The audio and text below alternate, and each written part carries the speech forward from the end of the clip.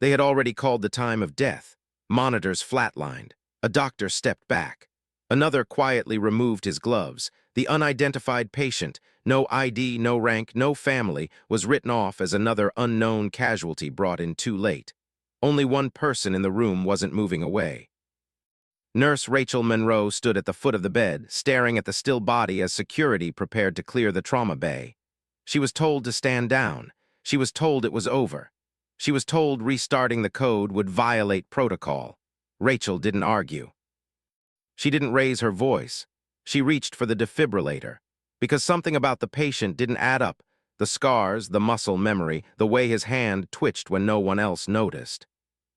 As alarms sounded again and doctors shouted for her to stop, Rachel made a decision that would cost her job or expose a truth powerful enough to shut the entire hospital down. Before we continue, take a second to like the video and subscribe. And let us know in the comments where you're watching from. The emergency department at Hawthorne Memorial Hospital was never truly silent, but there were moments, usually just before dawn, when the noise softened into something almost human. Monitors beeped at steady intervals. Ventilators whispered. Shoes squeaked against polished floors worn thin by decades of urgency. Nurse Rachel Monroe lived for those hours. She worked the night shift by choice, not because she couldn't get a better schedule, but because nights stripped medicine down to its essentials. Fewer administrators, fewer egos on parade. Just patients, problems, and decisions that couldn't wait for daylight. Rachel was 42, with dark hair pulled back into a no-nonsense bun and lines at the corners of her eyes that came from years of watching people fight for breath. She didn't rush. She didn't dramatize. And she didn't give speeches. She just worked. That was precisely why most of the doctors underestimated her. "She's solid," residents would say. "Old school," attendings muttered. "Too cautious," some complained. Rachel didn't correct them. She had learned long ago that the loudest voices in a hospital were rarely the most accurate. At 3:18 a.m., the automatic doors to the ER slid open with a sharp hiss. Paramedics rushed in, shouting vitals. Male, late 50s, found unconscious near a highway rest stop. No ID, no phone, no wallet. Severe hypotension, bradycardia, possible internal injuries, unknown history. They wheeled the gurney hard toward Trauma Bay 3. Rachel moved before anyone called her name. The man on the gurney was large, broad shoulders, dense muscle even under the loose hospital blanket. His skin was ashen, lips tinged blue. There were scars along his forearms and collarbone, old and deliberate, the kind you didn't get from accidents. Rachel noticed immediately. "So what do we have?" asked Dr. Alan Becker, the attending physician for the night, snapping on gloves as he approached. Becker was competent, experienced, and exhausted. He had already lost 2 patients that night, and it showed in the slump of his shoulders. "Unknown male," a paramedic replied. "Collapsed without warning." "No ID?" Becker asked. "Nothing." Becker exhaled through his nose. "All right, let's move." They transferred the man onto the trauma bed. Rachel placed monitors, her hands steady, movements efficient. She glanced at the screen as numbers flickered to life. Heart rate dangerously low, blood pressure barely readable, oxygen saturation falling. "This isn't good," a resident muttered. Rachel didn't answer. She leaned in closer, checking pupils, scanning skin tone, watching the chest rise barely. Something about the man bothered her, not fear, pattern. "Start fluids," Becker ordered. "Get labs, prep for possible code." Rachel nodded and moved. As she inserted the IV, the man's hand twitched, just once. No one else saw it. Rachel did. She paused, watching his fingers. Still, she resumed. "Any history?" Becker asked. "None," the charge nurse replied. "No family contact, no alerts." Becker nodded grimly. "All right, we do what we can." That phrase, "do what we can," always landed heavy with Rachel. Because it usually meant until it's inconvenient. 30 minutes later, the room smelled like antiseptic and adrenaline. The man's condition had deteriorated rapidly. Heart rate erratic, blood pressure crashing. "Come on," Becker muttered as the monitor shrieked again. "Stay with us." Rachel adjusted the oxygen mask, her eyes never leaving the waveform. "Doctor," she said quietly, "he's not responding like a typical collapse." Becker didn't look up. "Rachel, now's not the time. There's something off," she pressed. The muscle tone, the scars, Becker snapped his head toward her. We are not profiling patients. I'm not profiling, Rachel replied calmly. I'm observing. Becker turned back to the monitor, noted. The resident beside him whispered, we're losing him. The monitor spiked, then flattened. A long, continuous tone filled the room. Flatline, time seemed to stall. Start CPR, Becker ordered. Hands moved, compressing, counting, calling out vitals. Rachel assisted automatically, her body doing what it had done hundreds of times before, even as her mind raced. They shocked him once. Nothing, twice, nothing, epinephrine, more compressions. Minutes passed. Still no rhythm, the resident said quietly. Becker checked his watch. 5 minutes, 7, 10. The room felt heavier with each second. Finally, Becker stepped back. That's enough, he said. The compression stopped. The flatline continued unbroken. Becker removed his gloves slowly. Time of death, 4:02 a.m., no one argued. Security stepped closer to the doorway, preparing to clear the bay. The charge nurse began charting. Rachel stood frozen at the foot of the bed. Something inside her refused to settle. She stared at the man's face, calm now, almost peaceful, too composed for someone who had just lost a fight. Her eyes dropped to his hands. Even in death, they were relaxed in a way that spoke of discipline. Control, not panic, not surrender. She leaned in slightly. The man's chest didn't move, but his neck, Rachel's breath caught. Wait, she said. Becker didn't turn. Rachel, it's over. Doctor, she said again, louder now. Something's not right. Becker faced her, irritation flashing. We called it step back. Rachel ignored him. She placed 2 fingers gently against the man's neck. There, so faint it was almost imaginary, but not imaginary, her pulse quickened. Doctor, she said, her voice steady but urgent, I think there's residual electrical activity. The resident scoffed nervously. That's not possible. Rachel didn't look at him. Becker sighed. Rachel, this is grief talking. Let it go. She didn't move, her eyes locked on the monitor. On the line that was just a little too straight. Check again, she said. Becker hesitated, just long enough to notice the room watching. He stepped forward, annoyed, and placed his fingers on the patient's neck. 2 seconds passed, then Becker's expression changed. What the? The monitor twitched. A blip. Then another, get ready. Rachel snapped. The resident froze. Doctor. Becker stared at the screen. That's not possible. Rachel's hand was already on the defibrillator. Clear, she said.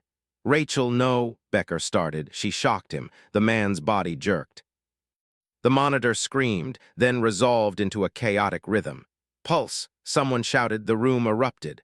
Resume compressions. Get me meds. Intubate now. Becker backed away, stunned. Rachel moved like she had been waiting for this moment all along. But even as life surged back into the man's body, she knew something else just as clearly. She had crossed a line. Doctors didn't like having death questioned, and they never liked having it reversed. As the man gasped weakly, his heart struggling but alive, Rachel met Becker's eyes. He wasn't relieved, he was furious. And somewhere deep inside the hospital, consequences were already forming, quiet, deliberate, and unavoidable. The room was loud again. Not with the sterile finality of a flatline, but with urgency, voices overlapping, orders snapping, machines screaming back to life as if offended they'd been silenced too soon. Pulse is weak but present. Start compressions now. Get respiratory in here. Rachel was already moving. She adjusted the defibrillator settings without looking, her eyes locked on the monitor as if daring it to lie again. The rhythm was ugly, chaotic, uneven, but it was there. Life. Dr. Alan Becker stood frozen near the foot of the bed, gloves dangling uselessly from his fingers.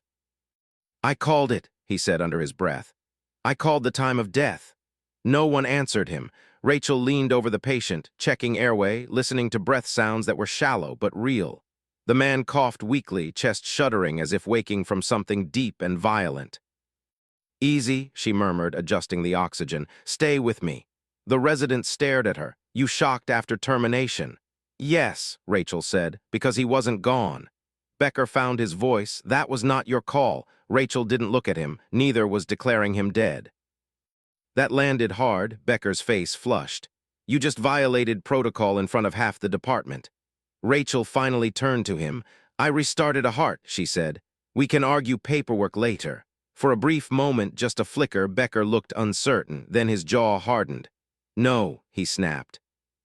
"We will not argue later. You don't get to freelance medicine because you feel something." "I didn't feel it," Rachel replied. "I saw it." She gestured at the monitor. "Residual activity, delayed response. He wasn't brain dead." "That's not how this works," Becker said sharply. "Once a code is called, it's done." "Unless it isn't," Rachel said. The room went quiet. The charge nurse cleared her throat. "Doctor, his pressure is coming up." Becker glanced at the screen. The numbers were improving against all expectation, against his authority. His expression darkened. "Get him stabilized," Becker said curtly. "Then clear the room." Rachel frowned. "Clear the room? This patient is now an administrative liability," Becker replied, "and so are you." Rachel straightened slowly. "Liability," she repeated. Becker stepped closer, lowering his voice. "You overrode a termination order. You exposed this hospital to serious risk." "Because I refused to let a man die unnecessarily," Rachel said. Becker's lips thinned. "That's not your decision." The patient groaned softly, fingers curling weakly against the sheet. Rachel turned back to him instinctively, checking his response. Becker watched that moment, the nurse prioritizing the patient over the chain of command, and something inside him snapped. "Security," he called. Officer Daniels appeared at the doorway, wary. "Yeah, escort Nurse Monroe out of Trauma Bay 3, Becker said. Immediately. Daniels hesitated. "Doctor, she just—" "I said now." Rachel looked up sharply. "Doctor, I need to stay with him. His rhythm's unstable." "That's no longer your concern," Becker said coldly. "Step away." Rachel didn't move. "I'm not leaving," she said evenly. "Not until he's stable." Daniels shifted his weight. "Ma'am," Rachel met his eyes. "He needs monitoring. If you pull me out now—" "That's enough," Becker snapped. "You're done for the night." The resident looked between them, conflicted. "Doctor, should we at least—" "I've made my decision." Rachel inhaled slowly. She knew this moment. She'd seen it before, not in this building, not in these clothes, but in the same shape. Authority protecting itself. Ego dressing itself as order. Daniels reached for her arm. She didn't pull away, but she didn't follow either. "You're making a mistake," she said quietly. Daniels sighed. "Please don't make this harder." Rachel glanced back at the patient. His eyes fluttered open just for a second. They met hers. Awareness flickered there, recognition, her chest tightened. "I can't," she said. Daniels closed his eyes briefly. Then he did his job. They took her out of the trauma bay and into the hallway, the doors sliding shut behind them with a sound that felt final. The alarms inside continued, muted now, distant. Rachel twisted her wrist free instinctively. "He needs—" "Stop," Daniels said gently. "I'm not cuffing you yet." "Yet." Becker followed them out, expression controlled but tight.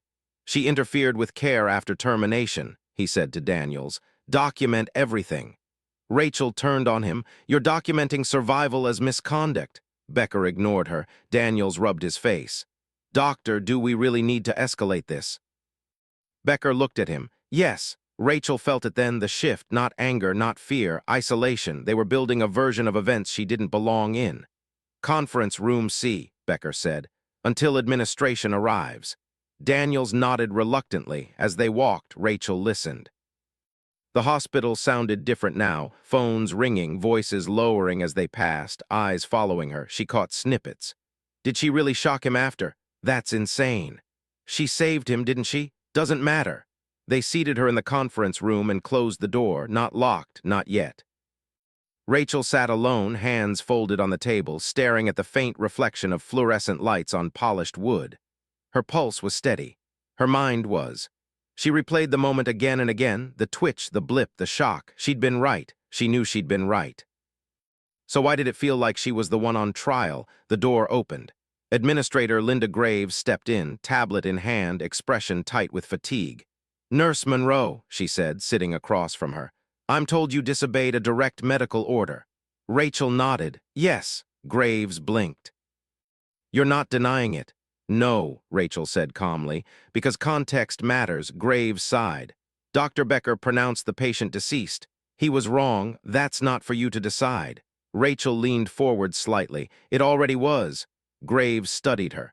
"You restarted a code without authorization." "I restarted a heart," Rachel said. Graves pressed her lips together. You understand how serious this is? Rachel nodded again. I do. Graves hesitated. Why did you do it? Rachel paused, not because she didn't know, but because the answer wasn't one administrators liked. Because I've seen this before, she said. Bodies that look gone but aren't, hearts that slow down, not stop, men who don't quit when their body says it's time. Graves frowned. That's not clinical. No, Rachel agreed. It's experience. Graves looked down at her tablet. Security is recommending temporary restraint until we sort this out. Rachel's jaw tightened. Restraint! For safety, Graves said, avoiding her eyes. Rachel exhaled slowly. So let me get this straight, she said. I bring a patient back from the dead, and your response is to detain me. Graves didn't answer. The door opened again. 2 security officers entered, Daniels among them. Ma'am, he said quietly, please stand. Rachel stood, the cuffs were cold, the click was loud, final, she didn't resist, she didn't argue, she simply said one thing. You're about to find out who that man is. Becker, standing just outside the room, scoffed. He's unidentified. Rachel met his gaze. For now, she said. They led her down the hallway, past nurses who stared openly now, past doctors who suddenly looked uncertain. As they turned the corner, a code alarm rang again, different tone this time. Urgent. Rachel stopped short. That's him. Daniels hesitated. Becker cursed under his breath and ran toward the sound. Rachel was pulled the opposite direction. As the door closed behind her, she heard shouting, orders, panic. She closed her eyes. I warned you, she whispered. Somewhere above them, the man's heart struggled again. And somewhere beyond the hospital walls, something else had begun to move, slow at first, then faster, drawn not by rank or title, but by a line that should never have been crossed. Rachel sat alone, cuffed, listening to the echo of alarms, and counting. The holding room was colder than the rest of the emergency wing, not colder in temperature, but in intention. Rachel Monroe sat alone in a molded plastic chair, wrists cuffed in front of her, the chain resting against her scrubs with a faint metallic weight. The room had no windows, no clock, just a humming fluorescent light and a camera dome in the corner that watched without blinking. She didn't pace, she didn't plead, she listened. Through the walls, she could hear the hospital breathing again, shoes moving fast, voices raised, the unmistakable pitch of a code alarm bleeding through the vents. Her jaw tightened. That was him. She leaned forward slightly, closing her eyes, replaying the rhythm she'd seen on the monitor. It had been fragile, borrowed. A heart fighting to remember what it was supposed to do. If they pushed the wrong drug, if they delayed, if they let ego steer instead of physiology. Rachel exhaled slowly. Come on, she whispered. Stay. Down the hall, Trauma Bay 3 was chaos, not the organized chaos of a working code, but something sharper, something defensive. Pressure's dropping again. Get cardiology on the line. Why isn't this responding? Doctor. Alan Becker stood at the center of it, jaw clenched, voice clipped. Push another round, he ordered. We're not losing him again. The resident hesitated. Doctor, this pattern, do it. The monitor screamed in protest. The waveform collapsed into jagged spikes, then nothing, flatline again. Becker stared at the screen in disbelief. That's not possible, he muttered. A nurse whispered, Should we call it? Becker's fists clenched. No, he snapped. Not yet. Someone else said it quietly, almost involuntarily. She was right. Becker's head snapped toward the voice. Who said that? Silence, but the doubt was already there, crawling through the room like smoke. In the administrative corridor, Linda Graves stood with a phone pressed to her ear, voice tight. Yes, she said. Yes, I understand the liability, but she defied a termination order. She paused, listening. Her eyes flicked toward the holding room door. Yes, she said again, she's in custody. Another pause, her face drained of color. Excuse me, she whispered. Rachel lifted her head when the door opened. Officer Daniels stepped inside, closing it carefully behind him. He didn't sit. He didn't meet her eyes right away. They're coding him again, he said. Rachel swallowed. What's the rhythm? Daniels hesitated. Unstable, not responding like it should. Rachel leaned forward instinctively, the cuffs biting into her wrists. They need to stop pushing blindly. He needs controlled pacing, not more shock. Daniels rubbed his face. Dr. Becker isn't listening to anyone right now. Rachel closed her eyes. That's going to kill him. Daniels looked at her then, really looked. You sound sure. I am? He shifted his weight. Admin's on the phone with someone, I don't know who. Rachel opened her eyes slowly. They finally noticed. Noticed what? That this wasn't an ordinary patient. Daniels exhaled. Rachel, who is he? She hesitated, not because she didn't know, but because the truth carried weight. I don't know his name, she said, but I know his body, the scars, the response, the way his heart slowed instead of stopped. Daniels frowned. That doesn't tell me much. It tells you everything, Rachel replied. Men like that don't just collapse unnoticed. Daniels stared at her for a long moment. Someone's coming, he said quietly. Rachel nodded once. I know. At 5:11 a.m., the hospital's external security feed flickered, then split, then reconfigured. A guard at the desk leaned forward, squinting. That's not local. Black vehicles rolled into the ambulance bay without sirens. No lights, just presence. Men exited them with deliberate calm, scanning the building like it was already theirs. One of the guards swallowed hard. Who authorized this? No one answered. Back in Trauma Bay 3, the code dragged on past reason. Becker's voice was hoarse now. His confidence had eroded into something frantic. Come on, he muttered. Come on. The resident checked the time. Doctor, we're past 20 minutes. Becker didn't respond. The monitor twitched. Once, twice. A weak rhythm returned, barely there. The nurse at the head of the bed whispered, We've got something. Becker sagged with relief. All right, keep going. But even as the heart fought back, Becker felt it. This wasn't his win, it was borrowed. And somewhere in the back of his mind, a colder thought took shape. If she were here, he shook it away. The holding room door opened again. This time, two people entered, Daniels and Linda Graves. Graves looked like she hadn't slept in days. Nurse Monroe, she said carefully. We need to ask you some questions. Rachel studied her. You already did. Graves ignored that. Who did you contact tonight? I didn't, Rachel said. I didn't need to. Graves's eyes narrowed. Then why is federal oversight asking about our trauma intake logs? Rachel didn't smile. Because someone up the chain noticed an anomaly, she said. An unidentified patient with a physiological profile that doesn't match the paperwork. Graves's voice dropped. You're saying this was tracked? I'm saying, Rachel replied evenly, that when someone like him goes dark, alarms ring in places you don't see. Graves took a step back. And you restrained the one person who recognized him early enough to matter, Rachel added gently. Graves closed her eyes. At that moment, the intercom crackled overhead. Administrator Graves to Trauma Bay 3 immediately. Graves flinched. She looked at Rachel again, really looked this time. What happens next? She asked. Rachel met her gaze. You either let me help, she said, or you explain to people far more powerful than me why you didn't. The door opened before Graves could answer.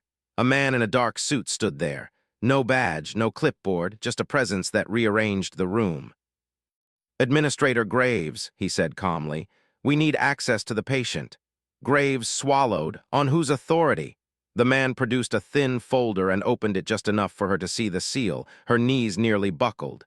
And the nurse? He asked. Graves looked at Rachel. Then nodded. Release her, she said. The cuffs came off with a soft, final click. Rachel stood, rubbing her wrists once. About time, she said quietly. The man in the suit looked at her, not with suspicion, not with anger, with recognition. You're the one who restarted the code, he said. Yes, he nodded once. You bought us time. Outside, the sound of boots echoed down the corridor, measured, synchronized. Rachel straightened her shoulders. How much? She asked. The man glanced at his watch. About 2 minutes, he said. Rachel didn't waste another second. She moved toward the door. Behind her, the hospital braced itself, finally realizing that the countdown hadn't been to death. It had been to arrival. The doors to Trauma Bay 3 slid open with a hiss that cut through the noise like a blade. Rachel Monroe stepped inside, no longer cuffed, no longer restrained, yet the room parted for her as if she carried authority no badge could grant. Eyes followed her. Some relieved, some wary, all alert. The patient lay motionless again, chest rising unevenly, monitors flashing numbers that refused to settle. Status, Rachel said. The word wasn't loud, but it landed. A resident answered before Dr. Becker could. Intermittent rhythm, we're chasing it, he's not holding. Rachel moved to the bedside, scanning the data in seconds. "You're overdriving him," she said. "You're forcing a heart that's protecting itself." Becker bristled. "This is my patient." Rachel didn't look at him, then listened to him. She adjusted the pacing parameters, small changes, deliberate, precise. The rhythm steadied, fragile but coherent. The monitor's alarm softened. A collective breath released from the room. Behind them, boots hit the floor, not running. Not hurried, measured, unified, Rachel felt it before she turned. The men who entered weren't wearing scrubs or suits. They wore plain jackets, earpieces tucked discreetly, posture unmistakable. They didn't scan the room like tourists. They scanned it like owners. At their center walked a man whose presence shifted gravity. Gray hair, lean build, calm eyes that missed nothing. 4 stars gleamed on his collar. Dr. Becker's face drained of color. That's a general," someone whispered. The general stopped just inside the bay, surveying the room like a battlefield long after the smoke had cleared. "Who's the attending?" he asked. Becker stepped forward automatically. "I am Dr. Alan Becker." The general nodded once. "Doctor." He turned his attention to the patient, then to the monitor, then finally to Rachel. "You're the nurse," he said. "Yes, sir. You restarted the code." "Yes, sir." "And you were restrained for it." Rachel met his gaze evenly. "Yes, sir." The general inhaled slowly, then he turned back to Becker. "Doctor," he said calmly, "do you know who this man is?" Becker swallowed. "No, sir, he arrived unidentified." The general nodded again. "Correct." He reached into his jacket and removed a sealed folder. "This patient was operating under non-attribution status," he continued. "No ID by design, no rank disclosed by protocol." Becker frowned. "Protocol for what?" The general opened the folder. "For this." He slid a photograph across the instrument tray. Becker glanced at it and froze. The man in the photo stood in dress uniform, posture rigid, gaze sharp. Medals lined his chest. His face was unmistakable. It was the patient, only upright, commanding, alive. "General Thomas Hale," the 4-star said. "Chair of Strategic Operations." The room went silent, not shock, impact. That's not possible," Becker whispered. "He collapsed during a classified transit," the general said. "He was not meant to be found, but he was." He looked at Rachel again. "And you saw him." Rachel shook her head.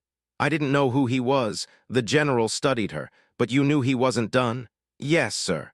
The general's mouth tightened, not with anger, but with respect. "Dr. Becker," he said, turning back, "you pronounced a living general dead."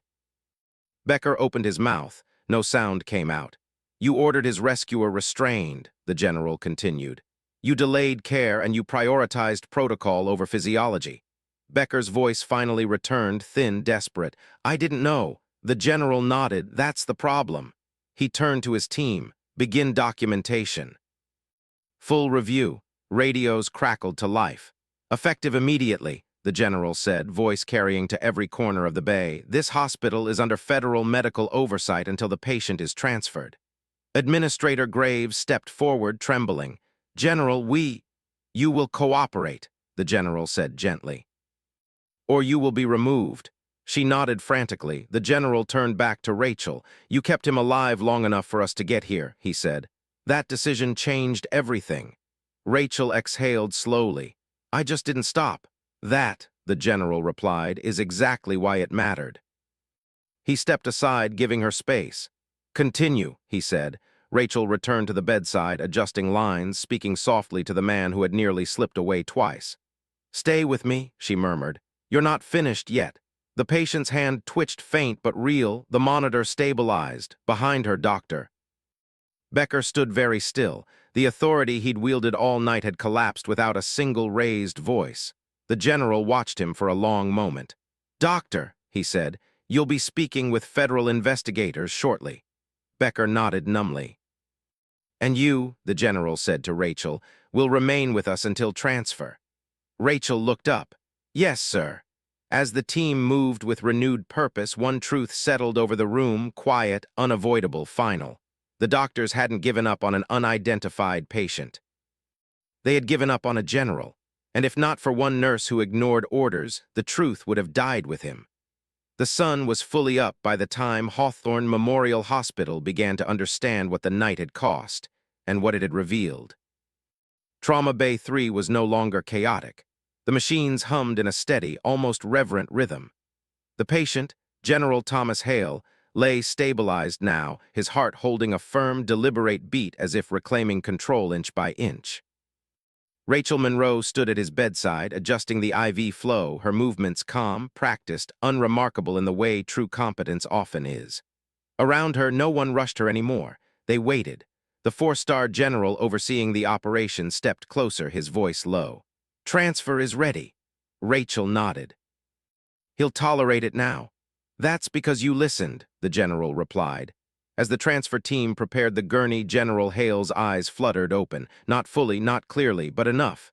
His gaze found Rachel, his lips moved. "Still here," he rasped faintly. Rachel allowed herself a small smile. "I wasn't going anywhere." His fingers twitched once against the blanket, a quiet acknowledgement before the sedation pulled him back under. The general watched that exchange carefully. "She saved you," he said to the unconscious man, then to Rachel, "and you saved more than his life." Downstairs, the administrative conference room was tense and silent. Dr. Alan Becker sat rigid in his chair, hands folded tightly, eyes fixed on the table. The arrogance that had once filled the room around him was gone, replaced by the weight of evidence. Security footage played on the screen behind him. The flatline, the pronouncement, Rachel's hand on the defibrillator, the return of rhythm. A federal investigator closed the folder in front of him. "Dr. Becker," she said calmly, "you will be placed on immediate suspension pending review by the medical board." Becker swallowed. "I followed protocol." The investigator met his eyes. "You ignored physiology." Silence followed. Administrator Linda Graves spoke softly. "And the nurse?" The investigator glanced at another document. "Nurse Rachel Monroe is cleared of all wrongdoing. Her actions are considered medically justified and professionally exemplary." Graves nodded slowly, shame flickering across her face. By mid-morning, word had spread through the hospital, not as rumor but as fact. Nurses whispered with new respect. Residents replayed the moment again and again in their minds. Security officers stood a little straighter, their eyes lingering longer before making assumptions. Officer Daniels found Rachel near the nurse's station. "I owe you an apology," he said quietly. Rachel looked up. "You did your job, so did you," Daniels replied. "I won't forget that." She nodded once, neither needed to say more. Before the convoy departed, the four-star general approached Rachel one last time. "You'll be offered commendations," he said. "Positions, transfers, quiet acknowledgments." Rachel considered that. "Will it change how this hospital listens to its nurses?" she asked. The general held her gaze. "It will now." She nodded. "Then that's enough." He smiled faintly. "You're a rare one, Nurse Monroe." "No," she replied gently. "I'm just the one who didn't stop." As the black vehicles pulled away, carrying General Hale toward a secured facility, the hospital returned to its routines, charts, rounds, shift changes. But something fundamental had shifted. Later that night, Rachel returned to work. Same scrubs, same badge, same quiet presence. Yet when she walked through the ER, conversations paused. Doctors looked up. Nurses stepped aside, not out of fear, but recognition. She resumed her duties without ceremony. Because she hadn't done it for praise. She had done it because sometimes, when everyone else gives up, the right thing is to listen one more time. And because one nurse refused to accept a flatline, a general lived, and a hospital remembered why medicine exists at all. Never underestimate the one who stays when everyone else walks away.